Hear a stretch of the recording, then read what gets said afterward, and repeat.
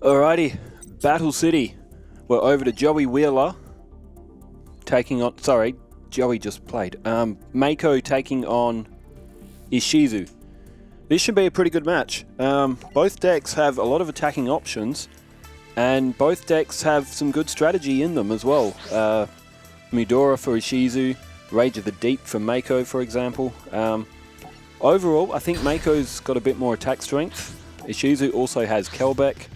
She also has Angel 07 and Guardian Angel Joan and cards like that as well.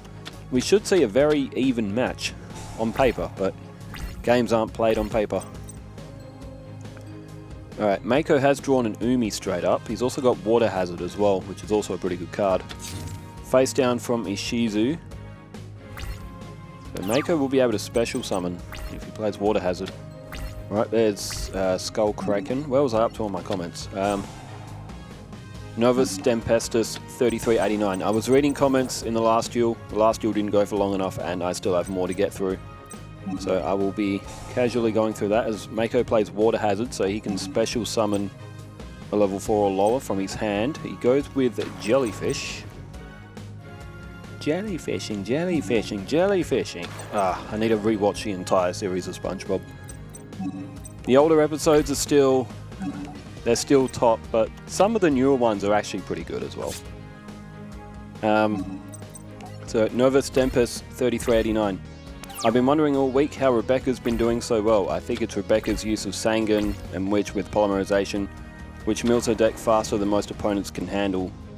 In terms of deck speed, yeah, Becca's deck is pretty quick. Some duels she's pulling 3 cards a turn more than once.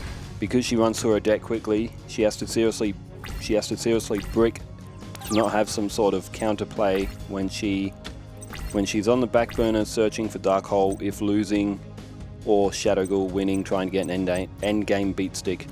For a Duelist Kingdom deck, this is extremely tight and cohesive.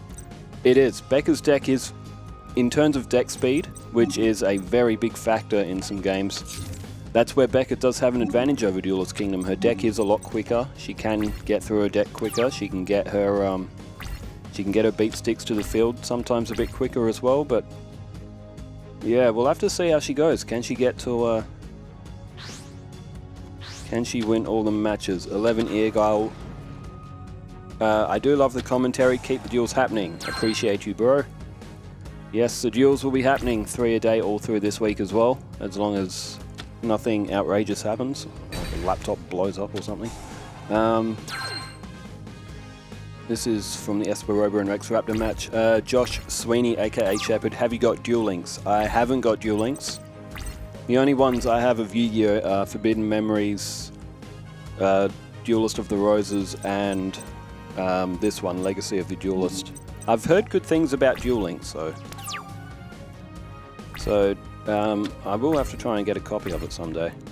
Animanga 9597 says you were losing LOTD Requiem, right? So Legacy of the Duelist. I don't know if there's a Requiem in the title or if that's a typo or something, but yes, Legacy of the Duelist is what this game is. And it's a pretty good one. Of all the Yu-Gi-Oh games I've played and all the Yu-Gi-Oh games that I've seen and read up on, this one is actually pretty solid. What I would like though is a Yu-Gi-Oh game that's got so I should be paying attention to this match as well, because there's a 2800 attacker on the field. And Ishizu, it's Guardian Angel Joan, which is a great card. Any card that you destroy, the original attack goes onto your life points. And yeah, it's doing damage to Mako right now, who doesn't have a lot to hit back with. Even with the effect of Mother Grizzly, he's got really nothing to counterplay. He's gone with Cura Mermaid. I guess that'll give him some life points back, but Ishizu's at 12,000 life points now. Well, all in caps, who can stop her? Rebecca, as she had that match against Mokuba. I reckon Taya or Kaiba would probably have the best shots. Joey might. But yeah, it's interesting. It's probably going to be very difficult for Becca to actually get beaten. As Mako has drawn Legendary Fisherman. He's tributed Cure Mermaid. The Legendary Fisherman won't get a 200-point boost. However, with Yumarika, he will get a 500 because that's not listed as Umi. So, when Umi is on the field, Legendary Fisherman is unaffected by spell cards. Ray Hunter Gaming 8689. Man, that was another good duel. Keep it up and have a nice weekend. To your question, I'm already in Spain, Turkey and Denmark. I love traveling through Germany with my little brother and visiting many sites. Number one, where I would definitely want to be is Australia, or definitely would want to visit would be Australia. Yeah, Australia's nice. I live in Perth. That's on the far west, Western Australia. The thing, if you ever travel to Western Australia, I don't know that much about the East Coast, but with Western Australia, it's a good place to travel to. But all of the real big name spots that the tourist things like to brag about, and not near the main city. The main city, for example, Esperance. Esperance is a very popular spot. It's about a 10-hour drive south of where Perth is. Broome's very good. I think that's about a 20-hour drive from the main city of Perth. Bunbury and Bustleton, they're like 2 hours, 2.5 hours away. All of the best spots, Monkey Mia as well, that's about a 9-hour drive. The bad thing with WA for wanting to travel here is nothing is close to the main city. And it's, so you got like the big populous main city, then you've got all the little suburbs that sort of have been branching out for about, 100 kilometers or so. The rest of the country is pretty much rural and uninhabited.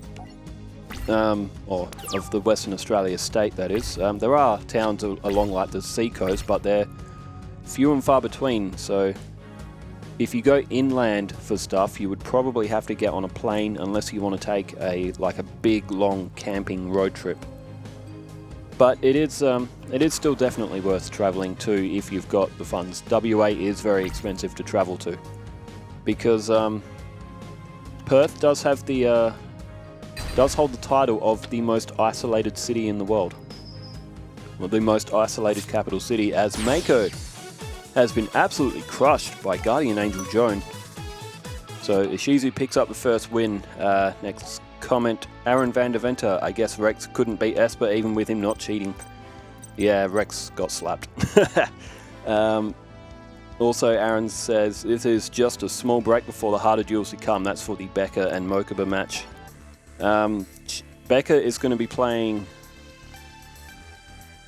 Bakura after this. And I did say in the Duelist Kingdom match, I might say this again as well, it might come out a little bit later today. I'm a bit behind as I was fiddling with trying to move some stuff and it just didn't work out and I had to put it back the way it was.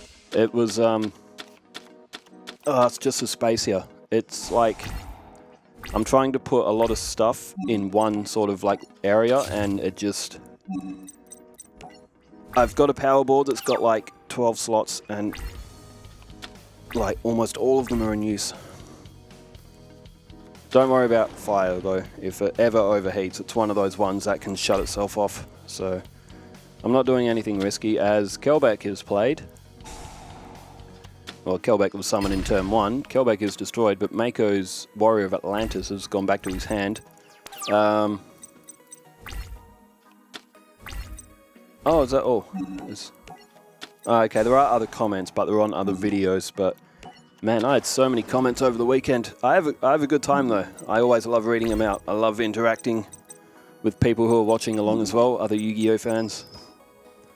As Zolga goes in for an attack, Mako down to 6,300.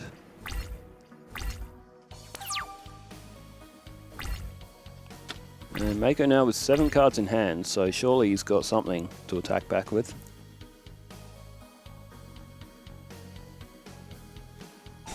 Okay, he used Warrior of Atlantis' effect. That could have got rid of Zolga, but a Legendary Ocean is still pretty handy to have as well.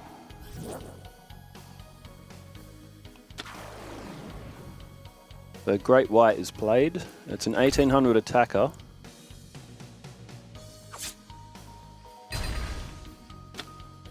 And Zolga has been destroyed by Great White, which And Ishizu has just drawn another Zolga.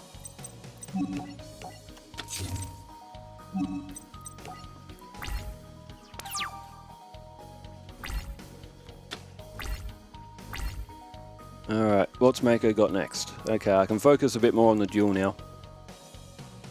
I've gone through all the comments, but man, it is much later recording than what we usually are, so I do think either this match or Becca's match might come a little bit later in the day, but all three of them should still get out. There's Mother Grizzly, and Mako's starting to take over the field. Ishizu has only got 2 ritual cards in her hand, and they can't help her right now. The King of Armageddon and the Angel of Oblivion. They're both kind of like brother and sister cards. That's why I put them in Ishizu's deck. I thought they fit. Just an ironic little fit, but...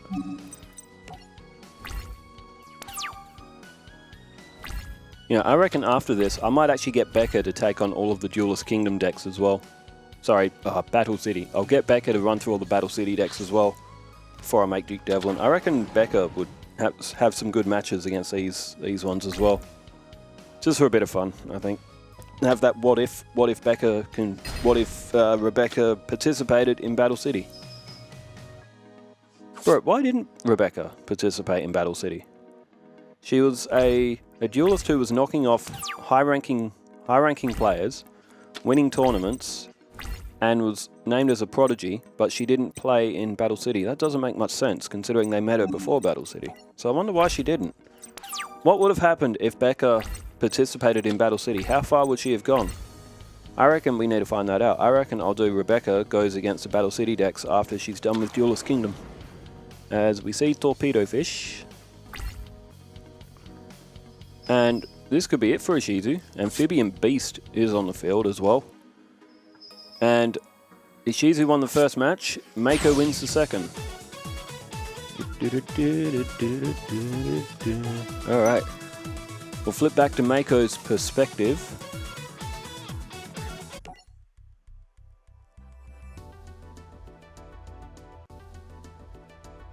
As we... Oh, drinks break.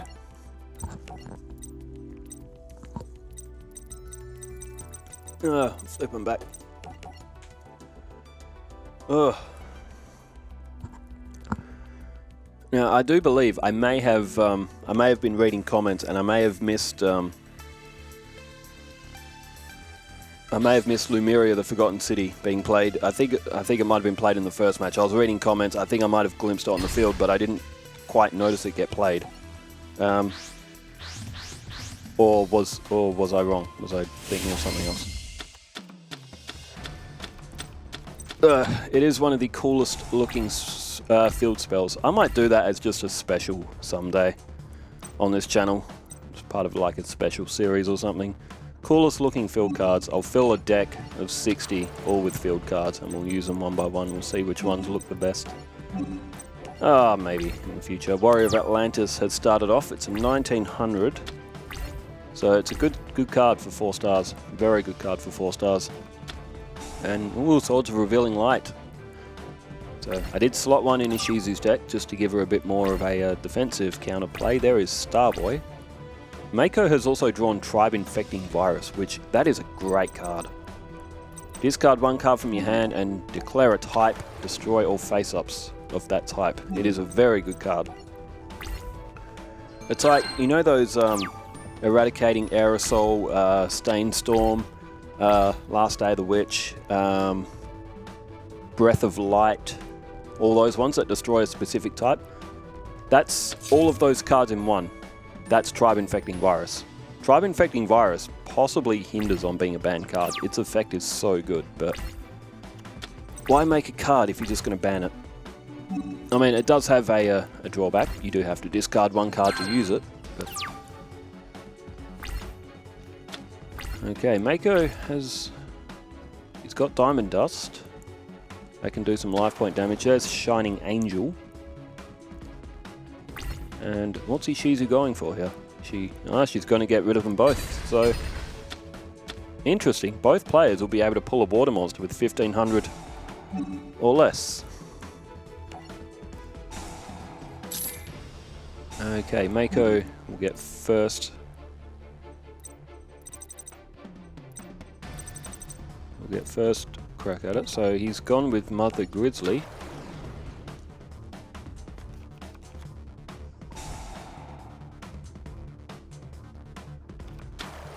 And Ishizu goes with another Shining Angel. Are we going to have a repeat of what just happened? Bro, deja vu. We have just gone back in time and we have just seen another Mother Grizzly and another Shining Angel destroy each other. Now, I think I might have only put 2 of them in Mako's deck. He's now gone for Cura Mermaid, so he might get an 800 point buffer on the next turn. What does Ishizu go with?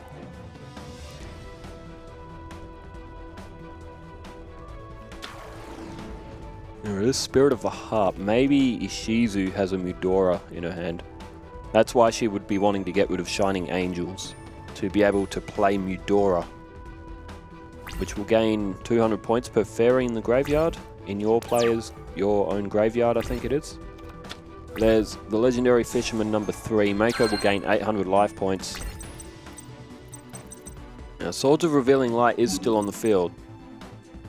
So Mako decides to just end his turn. Now, Swords of Revealing Light are gone, so Ishizu will have to defend from here. Unless she's got something else that she can counterplay it with, but... Oh, End of the World. Okay, she'll be able to get either Ruin the Queen of Oblivion or Demise the King of Armageddon. They're both good cards. And she's tributed both monsters on her field. So that's an 8-star. With End of the World, it has to be exactly 5 stars or 8 stars, depending on the monster you're going for. So 2,000 life points, and there goes all of Mako's monsters. And, oh, you names the Dark Witch as well. Oh, and Kestis of Dagla. Alright, 23 and 24 is 4,700 is going to come off of Mako. So he's going to have 4,100. Yeah, 4,100. Ishizu well in the lead of life points, and with Kestis of Dagla. Now, how does Mako counterplay this? Oh, there's Umirika. That's interesting. Alright, so that'll be a 500 point boost for Waters. Mako's got Monster Reborn. There goes Tribe Infecting Virus. That'll get to 2,100, but that can use its effect to get rid of... It can get rid of Fiends. It can get rid of Fairies. If he chooses Fiend, he can get rid of Demise the King of Armageddon, and Warrior of Atlantis will be able to destroy Dunames. What a play from Mako. That is absolute class. He's got Starboy in his hand as well. We could power them both up again. Tribe Infecting Virus effect is going to get rid of Demise the King of Armageddon, and Mako has a stronger field than what he had before. Tell you what, that Demise King of Armageddon's got a great effect, but Tribe Infecting Virus, that card is just broken, man. And look at that. Mako now has flipped the advantage once again. He's still 2,000 points behind, but Ishizu only has 3 cards.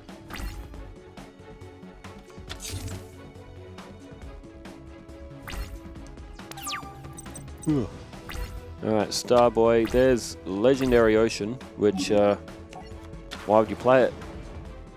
I mean, it still does count as an Umi effect, but Mako's got no cards of that description on the field right now. Oh, do you attack with Starboy? No, he doesn't. Oh, he could have. It was a Zolga. So, Ishizu's dropping 4,450 points here. And she is down to 1,650. So Diamond Dust wouldn't have actually done it from there. Diamond Dust does 500 points per water monster, if I remember the effect correctly, which... It's a little bit like a Just Desserts effect if you've got water monsters, but it looks like Ishizu might be cooked. Maiden of the Aqua. Ah, I was playing Duelist of the Roses a couple of days ago. I loaded up my old save. And I was trying to get Dark Magician's Deck Leader ability up so I can get more on the slots. Alright, there is... Kelbeck is destroyed. It sent Tribe Infecting Virus back to the hand, but Maiden of the Aqua, my deck leader from Duelist of the Roses, gets the job done, or my starting deck leader at least. So Mako has picked this one up 3-1, so, sorry, 2-1. He lost the first one, but he won the next two. So great playing from Mako. Let's give him a tick. All right, so we've got Odeon going up against Arcana. That duel alone just screams quality. Odeon's matches are really good, and Arcana has also been really good to watch in this series as well. So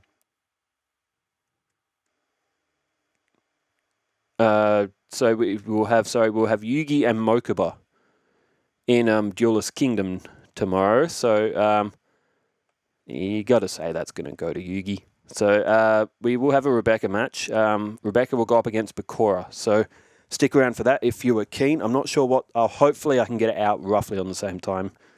Just might take a bit longer. I'm a bit behind today, but we'll see how we go. Thanks everyone for tuning in. Wherever you are in the world, stay safe, take care, farewell.